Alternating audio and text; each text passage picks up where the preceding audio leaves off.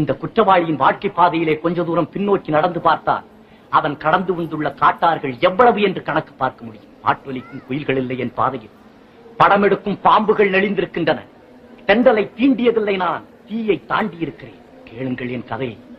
தீர்ப்பு எழுதுவதற்கு முன் தயவு செய்து கேளுங்கள். தமிழ்நாட்டிலே இந்த திருவிடத்திலே பிறந்தவன் நான். பிறக்க ஒரு நாடு, பிழைக்க ஒரு நாடு. தமிழ்நாட்டின் தலையெழுத்துக்கு நான் விதிவிலக்கா? ரங்கூன் என் உயிரை வளர்த்தது, உயர்ந்தவனாக்கியது.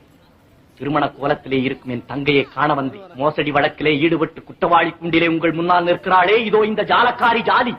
இவள் வலையிலே வீழ்ந்தவர்கள் நானும் ஒருவன். பணப்பெட்டியை பறிகொடுத்தேன்.